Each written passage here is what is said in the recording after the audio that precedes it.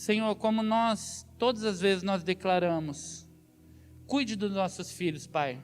Nós abençoamos a vida deles, declaramos o cuidado, o favor do Senhor sobre cada uma dessas crianças. Eles são a geração que nós estamos criando, Pai, que serão futuros médicos, doutores, prefeitos, governadores, quiçá presidentes da República. Mas, de toda forma, serão grandes homens e mulheres de Deus para essa nação. Que eles carreguem sobre a vida deles um legado, que nós, como pais, Senhor, sentimos o dever de transferir para a vida deles. Cuide, Pai, em nome de Jesus, que um anjo sempre acompanhe eles e um profeta direcionando o caminho, em nome de Jesus, em todo o tempo. Amém? Vai lá com a tia, Deus abençoe, Esther. Vai com Deus. Alô, vai ajudar? Deus abençoe, querida. Tá bom.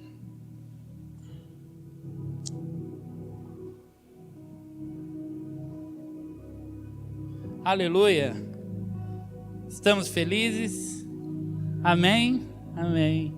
Glória a Deus. Gente, hoje uma ministração, uma palavra que eu vou precisar que você me dê como presente a tua atenção, ok? É muito importante que eu fale sobre o que eu vou falar para chegar onde eu quero chegar, ok? Deu para entender? É muito importante que eu fale o que eu quero falar para chegar onde eu quero chegar.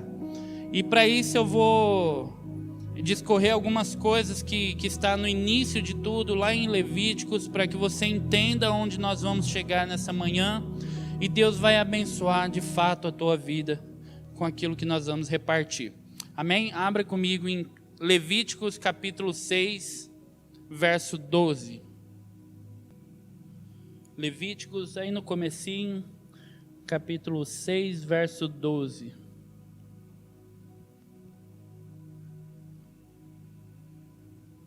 Diz assim: o fogo, pois, sempre arderá sobre o altar, não se apagará, mas o sacerdote acenderá a lenha nele cada manhã, e sobre ele porá em ordem o holocausto. Diz comigo, o holocausto.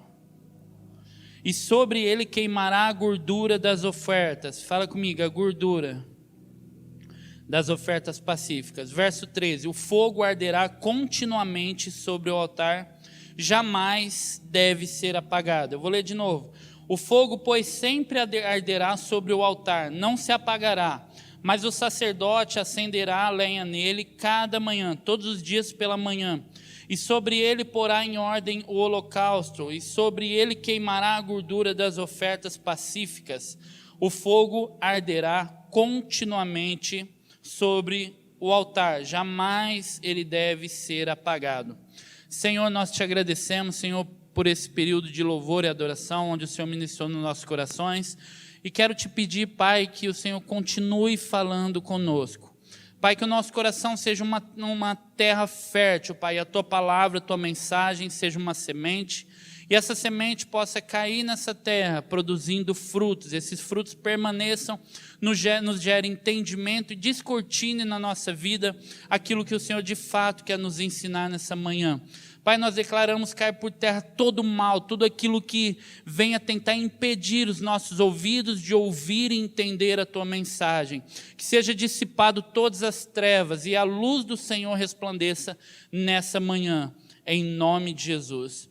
Esse texto aqui, ele vai falar sobre o fogo no altar, como que o sacerdote, Levítico, ele é um livro que nos ensina muito a cultura do seu tempo.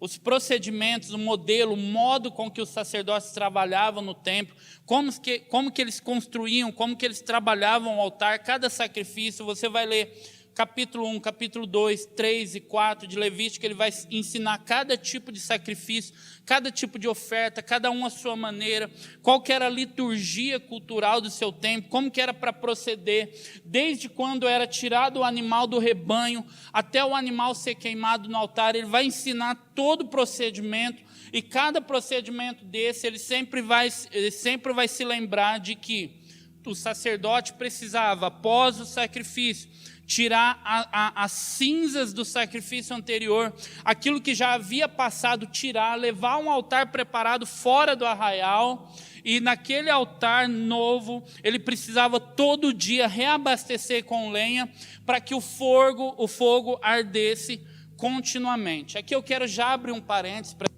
para entender essa mensagem, que todas as vezes, toda a experiência que nós temos na nossa vida, ela precisa ser renovada. Que isso quer dizer? Tudo aquilo que a gente passa por um momento na nossa vida, ele precisa ser renovado, porém o fogo nunca pode parar de arder. O que eu quero dizer com isso? A experiência que eu tive há 5, 10 anos atrás, ela não pode fazer com que eu permaneça até os dias de hoje. A visitação que eu tive do Senhor há 5 anos atrás, há 20 anos atrás, quando eu me converti, ela não pode vir me abastecendo até os dias de hoje. Eu preciso todos os dias renovar, eu preciso tirar as cinzas velhas desse altar, eu não posso deixar com que a chama do Espírito, ela se esfrie dentro do meu coração, se apague dentro do meu coração, mas eu preciso renovar todos os dias esse altar chamado Eduardo. Eu preciso renovar todos os dias, porque a experiência que eu tive não pode me levar para uma jornada, ainda que ela me carregue durante o período, mas todo tempo eu preciso ter uma visitação do Senhor na minha vida, preciso ser reabastecido. Por isso que nós temos culto domingo e quarta, porque aquilo que nós recebemos nos leva durante um tempo. É interessante a gente entender que a unção que você recebe, ela não te faz permanecer por toda a vida. Ela tem um prazo, ela tem um benefício, mas ela tem um prazo. Ou você se renova da presença de Deus, da unção de Deus sobre a tua vida, ou você vai carregar uma jornada, vai desfrutar de uma jornada, mas um dia aquilo vai se acabar. O sacerdote Eli, o que aconteceu? Ele foi um sacerdote ungido pelo Senhor, carregou um encargo sobre a vida dele, mas ele não renovou aquela unção que ele havia sobre a vida dele. Houve um momento que ele se desviou do Senhor, ele ficou cego, acabou a visão do profeta, do sacerdote. Ele não conseguiu mais instruir as vidas dos filhos, por quê? Porque ele próprio não mais acendeu a chama dentro do coração dele. Então aquilo que você recebeu há 10 anos atrás, Anderson, não pode fazer você caminhar toda uma vida.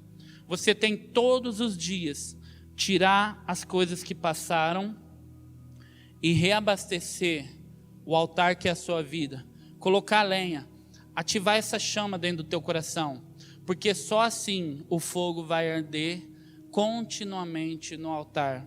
Está entendendo? As experiências que passaram, quem perdeu esse culto hoje, não vai receber de volta. Ainda que, eu já vou abrir um parênteses aqui, nós estamos, todas as mensagens estão sendo colocadas no YouTube, tá bom? Você procure depois lá, Central da Fé Church no YouTube. Tem sido uma bênção, todas as mensagens. Quarta-feira foi maravilhoso, né, amor? Uma presença de Deus. A Ivete trouxe uma palavra tão poderosa ao nosso coração, e aquilo nos abasteceu, renovou aquele desejo no nosso coração, aquela presença de Deus na nossa vida. Mas aquilo ficou, quarta-feira, ungiu, uma bênção a palavra. Só que hoje a gente está reabastecendo de novo. Mas amanhã, nós precisamos levantar de manhã, colocar lenha nesse altar novamente. Então, assim, as mensagens estão sendo gravadas, nós subimos ela no YouTube, se você quiser retomar ela, né, para ver alguma informação lá que passou, fique à vontade. Então, vamos lá. O fogo, ele precisa arder continuamente, mas para a gente falar de altar, de fogo, a gente não pode passar sem antes falar dos modelos de sacrifício que eram feitos no início de tudo. E aqui eu quero muito que você preste atenção naquilo que eu vou dizer. No final, se você tiver alguma dúvida, você nos procure em nome de Jesus. O primeiro dos sacrifícios que eram feitos, Levítico capítulo 1, ele vai falar sobre o holocausto. O que era um holocausto? Muito parecido com o sacrifício feito pelos pecados. Era pego um animal, só que tem algumas particularidades que diferenciam um do outro. Primeira coisa, o holocausto ele era feito de ato único. Como de ato único? Um exemplo. Quando alguém, vamos supor, Israel ele era de tendas, né? Não era uma cidade, eram tendas, as pessoas moravam em tendas. Então, se eu estava com a minha esposa dentro da minha tenda, com os meus filhos, e alguém tentasse contra a minha tenda, minha casa, tomar minha esposa, agredi-la ou tomar os meus filhos, e eu, por um ato de defesa pessoal, eu matasse aquele homem, aquilo não justifica, aquilo é um pecado, eu tirei a vida de alguém, porém justificável diante da defesa pessoal, eu estou fazendo aquilo em defesa da minha família, então eu ofereci o quê? Um holocausto. Qual que era o holocausto? Ato único, é um sacrifício em favor do meu pecado, mas que aquele meu pecado, ele gerou um arrependimento genuíno dentro do meu coração. Por quê? Porque não é nem minha natureza matar alguém, foi mesmo um ato de defesa, então eu ofereço um holocausto, um sacrifício único, e aquele holocausto cessaria o meu pecado era perdoado, era um pecado que eu não cometeria ele constantemente, então aquele pecado era perdoado. Agora, uma pausa. O holocausto, ele precisaria ser feito de uma maneira singular, particular. A primeira questão do holocausto, que diferencia do sacrifício pelo pecado contínuo. O holocausto, o sacerdote pegava um animal vacum, de chifres, o sacerdote tocaria nas partes genitais do animal, para conferir se ele já tinha sua maturidade sexual formada, se já era um animal a partir ali dos 3 anos, se ele era um animal perfeito. Esse animal ele era oferecido como sacrifício no altar, na presença do Senhor, na porta do altar, na porta da tenda do sacrifício. Aquele animal, ele precisaria ser lavado os seus pés, o sacerdote lavaria os seus pés, as suas entranhas, e oferecia dentro da tenda, na porta da presença do Senhor. Aquele animal ele era queimado por inteiro ali. Primeira particularidade, ele era lavado os pés, conferido animal macho na sua maturidade integral, ele já era um animal formado, e ele era oferecido. E aí nós temos um outro tipo de sacrifício, que era a oferta de manjares, é a oferta de tudo que era tirado da terra. Tudo aquilo que era tirado da terra, existia uma oferta, um sacrifício feito a partir daquilo. E aquela oferta ela era composta de 3 coisas particulares. Puro trigo, ele era composto de azeite e do puro suco de uva. Aquela oferta ela era oferecida como um sinal de adoração e gratidão pelo sacerdote. Então o povo levantava, aqueles que eram agricultores, eles levantavam e oferecia aquilo diante do Senhor como um sinal de gratidão e adoração pela colheita, por aquilo que o Senhor tinha feito ao longo do ano. Então eles levavam no altar. Levítico capítulo 2.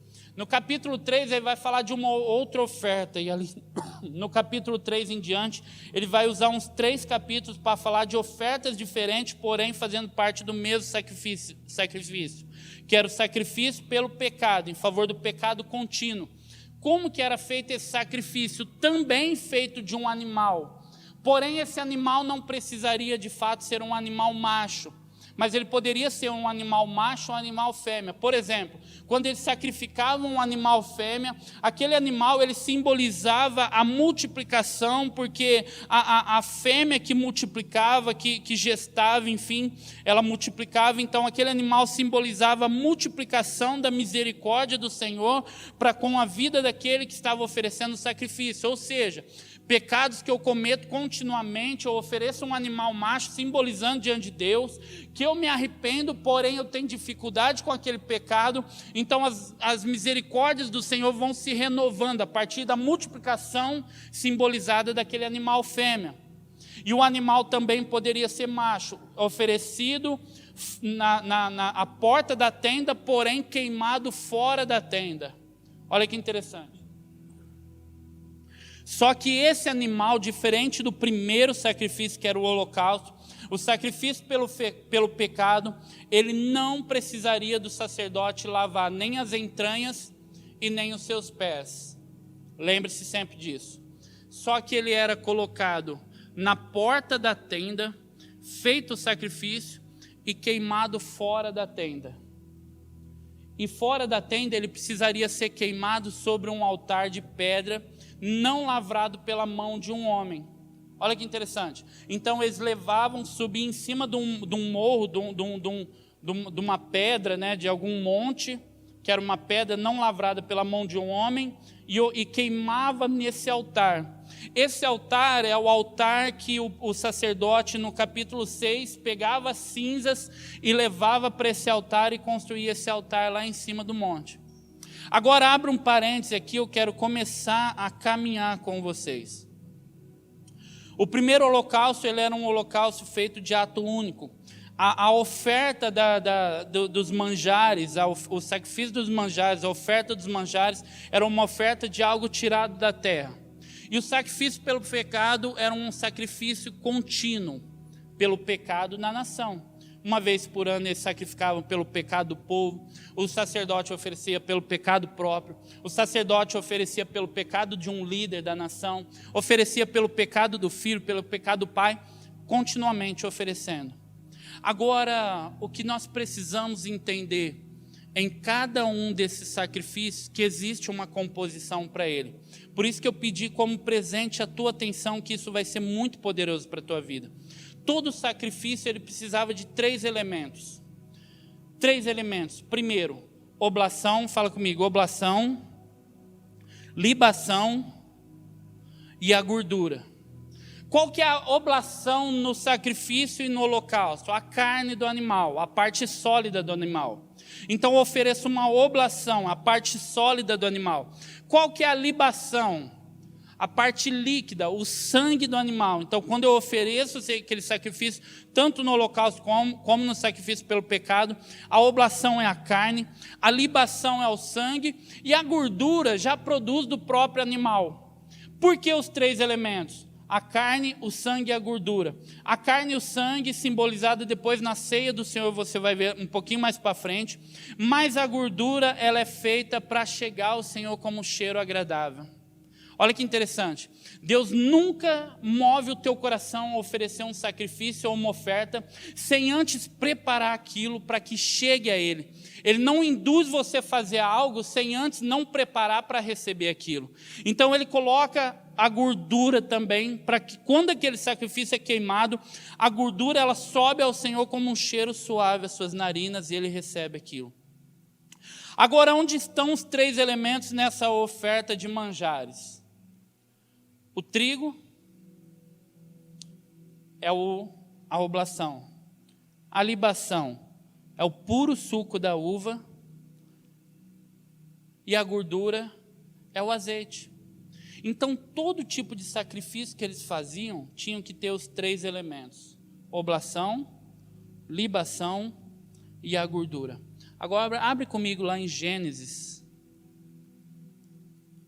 capítulo 4.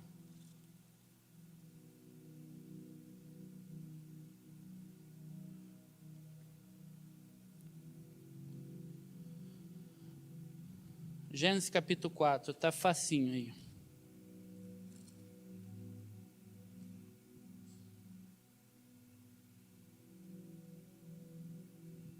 Gênesis capítulo 4, verso 1. Diz assim: Então Adão teve relações sexuais com Eva, ou conheceu a sua mulher. Ela concebeu e deu à luz a Caim, e declarou: Com a ajuda do Senhor tive um filho homem. Voltou a engravidar e dessa vez nasceu Abel, irmão de Caim. Abel tornou-se pastor de ovelhas e Caim cultivava a terra. Olha só, Abel era pastor de ovelhas e Caim cultivava a terra. Passado o tempo, Caim apresentou alguns produtos do solo, ou apresentou uma oferta. Algumas traduções ali, Caim trouxe do fruto da terra e ofereceu ao Senhor. Abel, por sua vez, ofereceu as primícias e a gordura do seu rebanho. Olha só, as primícias e a gordura do seu rebanho. Ora, o Senhor aceitou com alegria Abel a sua oferta, todavia não se agradou de Caim e da sua oferta. E por esse motivo Caim ficou muito irado e seu semblante caiu. Assumiu uma expressão de tristeza maligna. Então o Senhor abordou Caim. Por que está furioso? Por que está triste? Por que motivo o seu semblante caiu? Se procederes bem, se fizesse bem, não é certo que serás aceito? Entretanto, se assim não fizeres, sabe que o pecado espreita a sua porta e deseja destruir-te. Cabe a você, Caim, vencê-lo. Contudo, propôs Caim a seu irmão e saíram para o campo. Enfim, Caim matou Abel. Olha o que o texto está dizendo. Ele está falando assim: conheceu a sua mulher e teve Caim. Depois, mais uma vez, conheceu a sua mulher e teve Abel. Caim era cuidador da terra e Abel era pastor de ovelhas. Aí chegou no tempo determinado, Orlando, os dois vão oferecer o sacrifício. Cada um segundo aquilo na qual o Senhor proveu que ele fizesse. Abel trouxe da primícia do seu rebanho, ou seja, trouxe o novilho. Só que o texto diz uma particularidade: mais a gordura.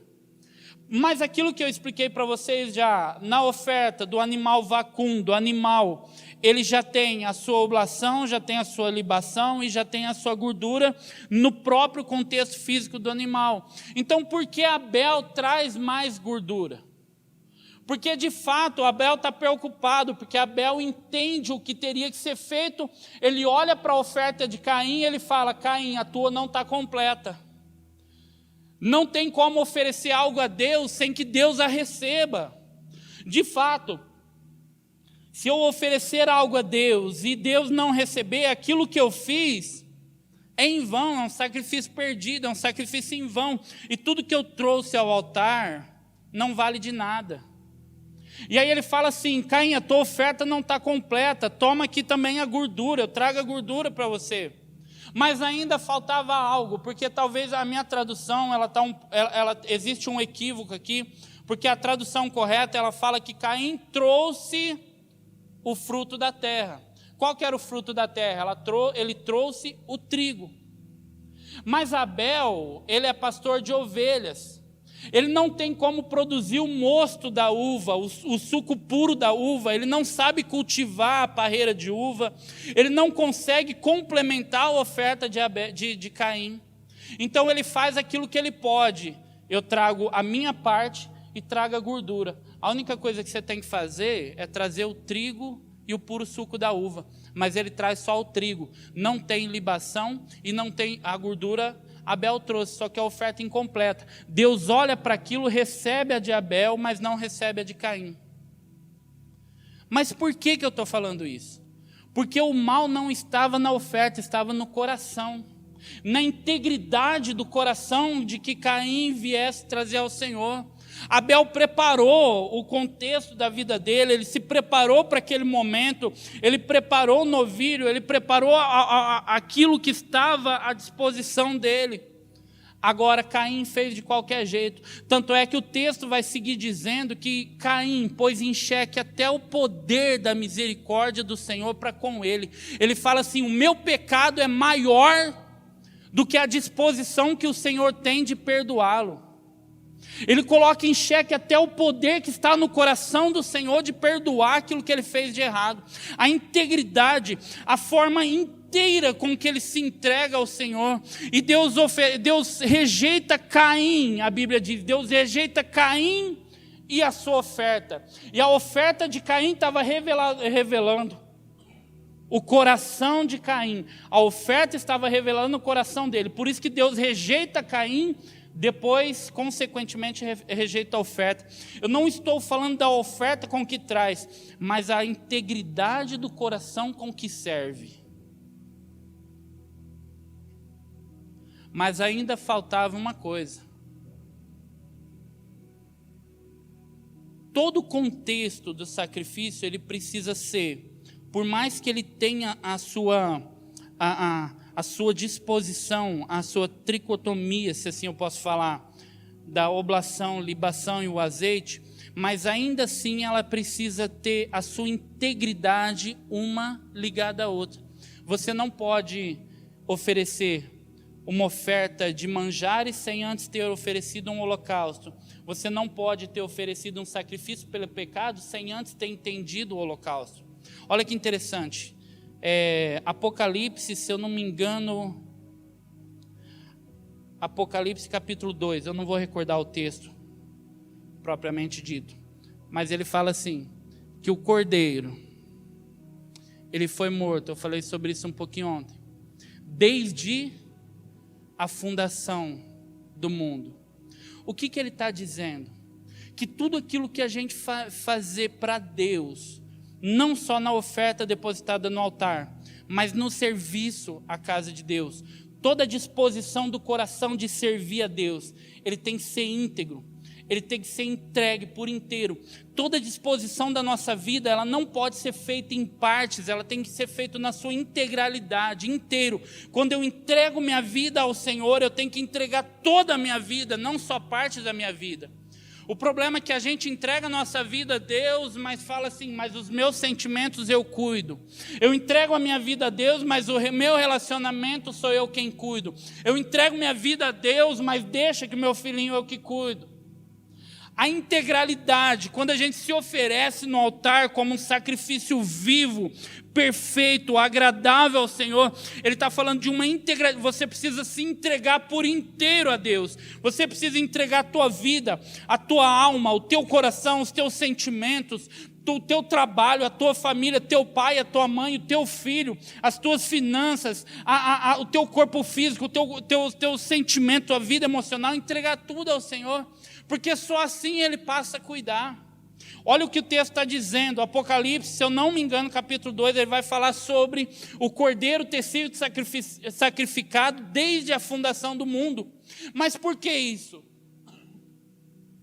Porque o texto vai dizer que Deus criou todas as coisas, e no sexto dia ele viu que tudo era muito bom. Quando ele viu que tudo era muito bom, ele encerrou a criação. Quando ele encerra a criação, a Bíblia diz que ele entra no descanso. Só que o descanso do Senhor só é feito quando o cordeiro é sacrificado, porque Deus já conhecia todas as coisas, ele sabia o que havia de vir. E João relata em Apocalipse, ele fala, o cordeiro foi morto desde a fundação.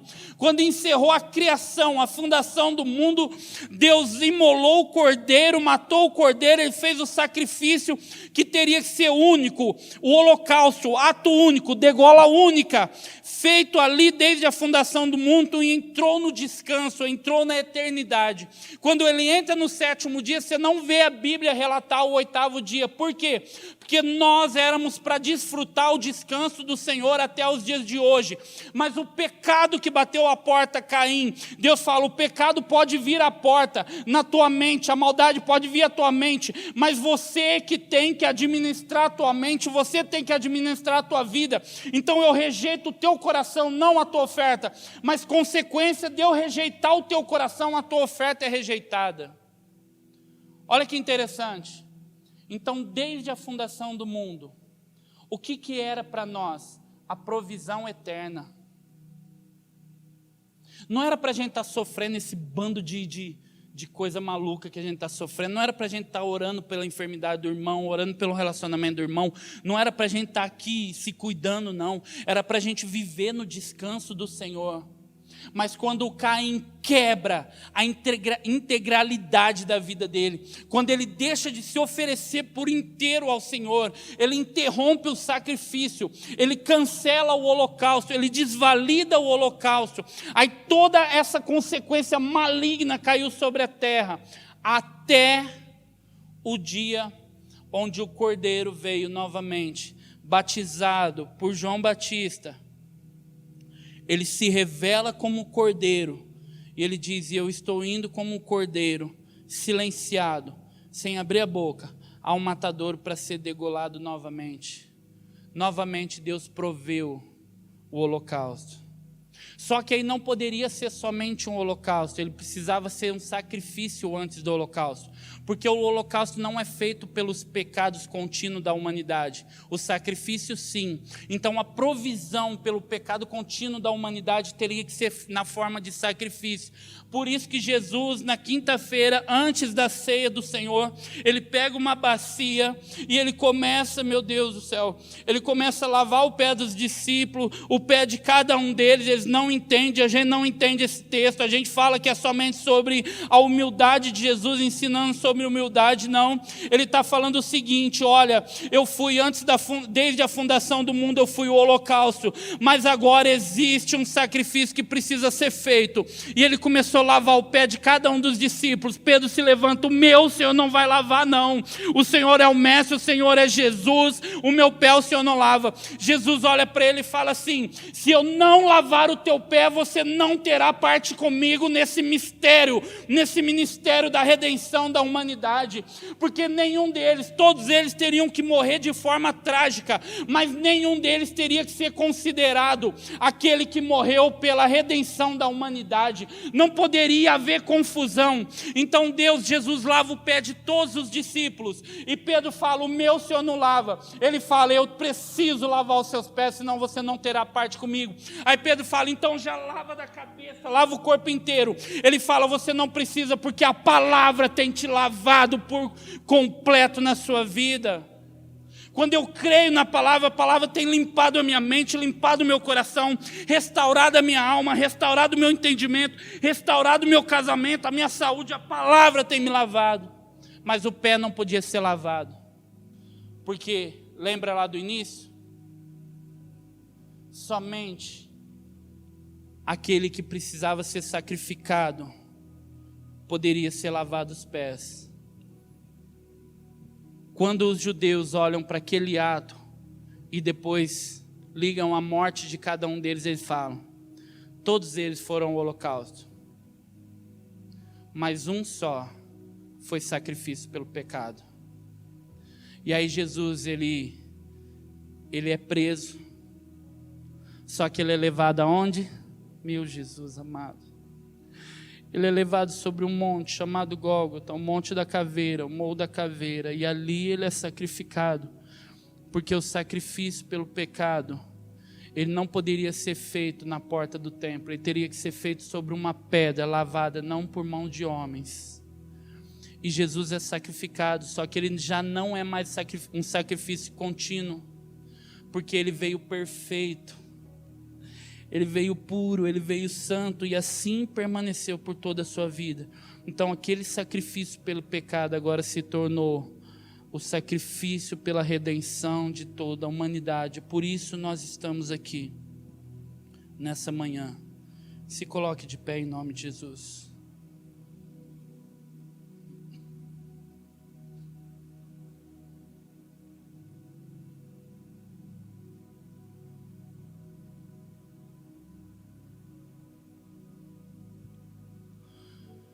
Nós precisamos entender isso, para de fato a gente poder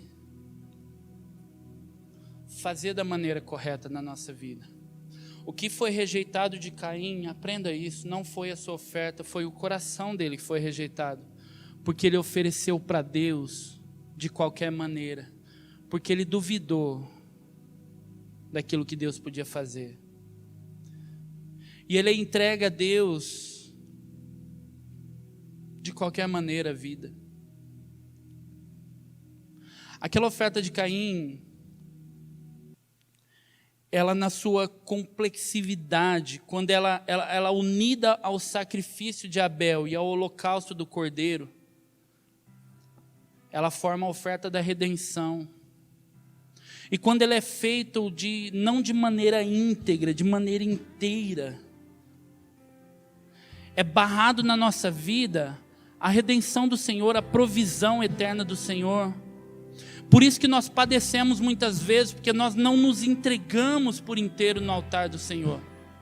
Por isso que nós padecemos, porque nós não entregamos a nossa vida por completo ao altar do Senhor.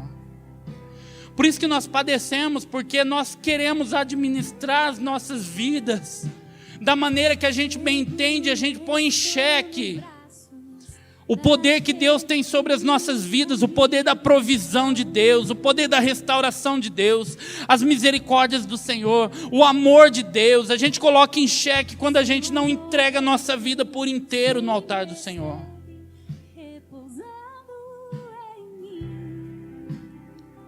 Das 10 pragas do Egito, 9 delas foram liberadas por uma palavra. Ouça isso. Das 10 pragas do Egito, 9 delas foram liberadas por uma palavra de Deus. A 10ª praga do Egito foi liberada pela mão de um anjo, uma sentença vinda pela mão de um anjo, que morreram os primogênitos do Egito. Mas Deus ainda não se apresentou ao povo. Deus até falou com Moisés na sarça. Mas a Bíblia diz que quando o tabernáculo estava completo, quando Moisés terminou o átrio, quando Moisés terminou o santo lugar, e quando Moisés terminou o santíssimo lugar, aí a Bíblia diz que Deus desceu sobre aquele lugar. E a glória dele manifesta na forma de nuvem, na forma de coluna de fogo, e encheu todo aquele lugar, e ali Deus falava com Moisés. Entenda isso nessa manhã. Quando a gente convida para vir para o culto, não é insistindo porque nós queremos a casa cheia, não.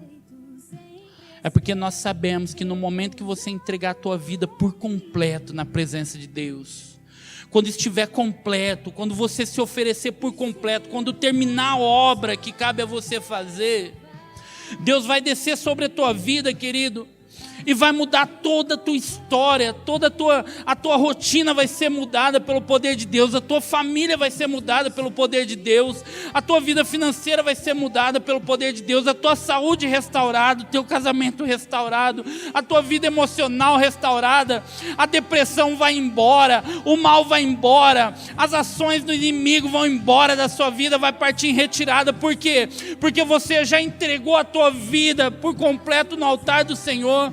E quando Ele recebe a tua vida completa, Ele fala: agora eu preciso cuidar, agora Ele é todinho meu, e agora eu preciso cuidar. E Ele começa a cuidar da sua vida.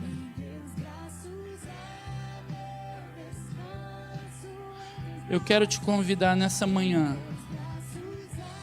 feche os teus olhos, coloque a tua mão no teu coração. Se você sentir a vontade, eu quero te convidar, com muito cuidado, vir aqui à frente. Eu quero orar pela tua vida. Se você sentir a vontade, ok? Eu quero orar pela tua vida. Se você sentiu que faltam coisas a entregar ainda, faltam áreas da sua vida que precisam ser entregues no altar, eu quero orar pela tua vida. Deus vai completar a boa obra que Ele começou na tua vida.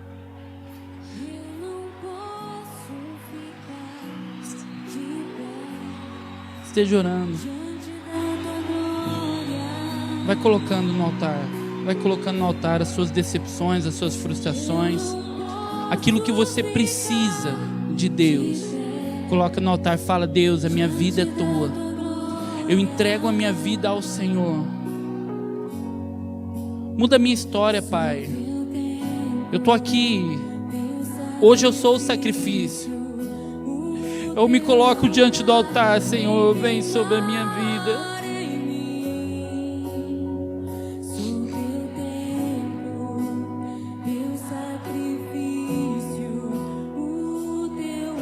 Esteja orando. Meu Deus. Ramadachere de Camassou, Radabacotere na mais. Coloca no altar do Senhor. Isso, coloca. Lança no altar do Senhor as suas frustrações, seus medos, as angústias, as decepções. As decepções que você tem com pessoas têm te roubado aquilo que Deus tem preparado para você. As frustrações que você tem muitas vezes consigo mesmo têm te roubado aquilo que Deus tem preparado para a tua vida. Meu Deus.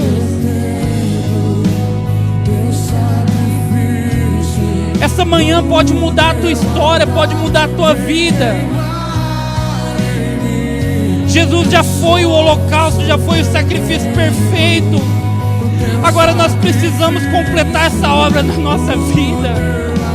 Nos entregar diante do altar como o sacrifício vivo que nós somos, Senhor. Nós somos o sacrifício, Deus. Nós nos lançamos diante do teu altar, Pai, por conta própria, por escolha própria. É decisão nossa, Senhor. Nós estamos aqui, Pai. Envia sobre nós, Senhor. Oh, Pai, limpando toda a nossa vida, limpando a nossa alma, limpando toda a nossa estrutura emocional, Pai. Arranca de nós toda a frustração, todo medo, toda decepção, meu Pai. Arranca de nós todo medo do dia de amanhã. Oh, Pai, toda angústia, tudo aquilo que tem roubado no Senhor, na Tua presença, Senhor. Queima-nos, Deus, por completo. Limpa-nos, lava a nossa vida, Senhor. Nós queremos estar diante do Senhor para completar aquilo que foi dito, Senhor. Que nós somos o sacrifício verdadeiro entregue no altar do Senhor. E quando nós nos oferecemos ao Senhor, Pai, o Senhor há de cuidar. Eu oro pela vida de vocês. Eu declaro sobre a vida de cada um de vocês o cuidado do Senhor, a provisão do Senhor em todo o tempo. Que o Senhor seja o centro da sua vida. Que o Senhor seja o centro das suas escolhas. Eu repreendo toda palavra contrária que veio aos seus ouvidos. Toda mentira lançada pelo inimigo, seja através de alguém que você ama, seja através de alguma pessoa, eu declaro cancelado em nome de Jesus. A mente renovada pelo Espírito Santo de Deus. As depressões eu declaro cair por terra em nome de Jesus. Os traumas na alma, os traumas que vieram te acompanhando ao longo da tua vida, eu declaro caia por terra em nome de Jesus. A frustração com pessoas caia por terra em nome de Jesus. Eis que chegou um novo tempo sobre a vida de vocês. Eu declaro e profetizo, Ramadachei de querende conemaçoias, Aronebecanosei de rende do cocheneira nanamaias. Eis que um novo tempo eu derramo sobre a vida de vocês. As coisas velhas já passaram, as frustrações já passaram, o medo já passou, a baixa autoestima já passou, o trauma, as mentiras lançadas contra a vida de vocês já passaram. Eis que tudo se faz novo a partir dessa manhã. A sua vida está entregue no altar, e no altar o Senhor é quem cuida, em nome de Jesus. Em nome de Jesus. Amém. Aleluia.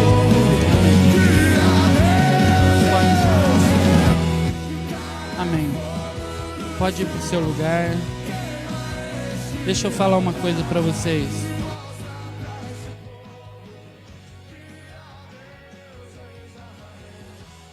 Eu sempre julguei na minha vida necessário uma coisa. Deus, Jesus, Ele é suficiente em tudo em nós. Essa é uma verdade, ponto. Ele é suficiente em tudo. Agora, Deus não pode operar nas nossas vidas sem antes a gente sempre dar aquele passo.